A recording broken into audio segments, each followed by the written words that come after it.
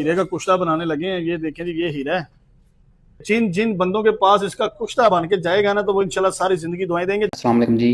ये वीडियो मैंने कुछ देर पहले देखी है और इस वीडियो में ये हकीम हीरों से यानी डायमंड से कुश्ता बनाने जा रहा है, जिसको मर्दाना ताकत के लिए इस्तेमाल किया जाएगा।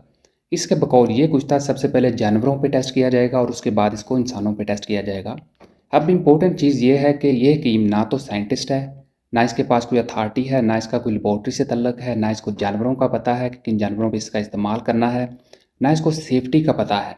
तो ये हकीम इवन के ये भी नहीं जानता कि इन हीरो की कंपोजिशन क्या है, ये किस चीज़ से मिलके बने हैं और इनका पर्पस क्या है। और जानवर वही लोग होंगे जो इन हीरो का इस्तेमाल करेंगे।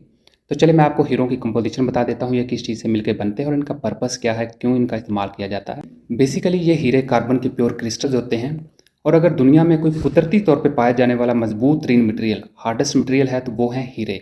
और इन हीरों का इस्तेमाल दूसरी धातुओं को, दूसरे मेटल्स वगैरह को काटने के लिए किया जाता है। चलिए मान लेते हैं कि आप इन हीरों का पाउडर बना लेते हैं, इनको नैनो क्रिस्टल में या माइक्रो क्रिस्टल में कन्वर्ट कर देते हैं।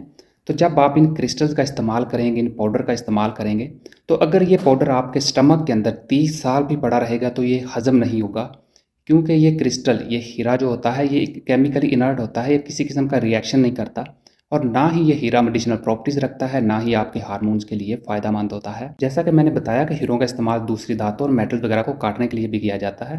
तो जब आप इन नैनो क्रिस्टल का, माइक्रो क्रिस्टल का, इस पाउडर का इस्तेमाल करेंगे, तो ये क्रिस्टल आपके स्टमक की जो अंदरूनी लाइनिंग है या आपके जो आंतों की अंदरूनी सतह है, ये इसको डैमेज करेगा, ये इसको काटेगा। बिल्कुल इसी तरह से ये हकीम दूसरे मेटल्स का भी कुश्तों के अंदर इस्तेमाल करते हैं, जैसा कि मरकरी, आयरन, गोल्ड वगैरह।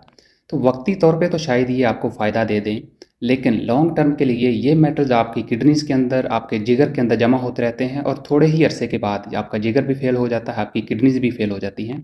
तो अगर आप इन हीरों का बना हुआ कुश्ता इस्तेमाल करेंगे, तो इनका तो कुछ जाना नहीं और आपका कुछ रहना नहीं है। ये हकीम इस तरह की वीडियोज़ शोबदेबाजी और ड्रामाबाजी के लिए बनाते हैं ताकि वीडियोज़ वायरल हो जाएँ, इनसे व्यूज़ मिले।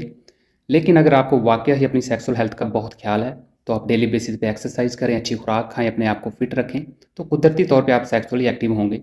लेकिन अगर आपका लाइफस्टाइल बहुत बुरा है, यानी आप खा लेते हैं, सारा दिन लेटे रहते हैं या बैठे रहते हैं, आप प्रोसेस्ड फूड का बहुत इस्तेमाल करते हैं, कोल्ड ड्रिंक्स का बहुत इस्तेमाल करते हैं, तो ये सारी चीज़ें मिलकर आपकी जो सेक्सुअल हेल्थ है उसको इफेक्ट करती हैं। तो बराए मेहरबानी इन मेटल से बने हुए कुश्तों से बचा करें। अल्लाह ना करे आपको अगर कुछ हो जाता है, आपके छोटे छोटे बच्चे हैं, तो इन हकीमों ने तो आपके बच्चे पालने नहीं हैं। सो ईट हेल्दी, लिव हेल्दी।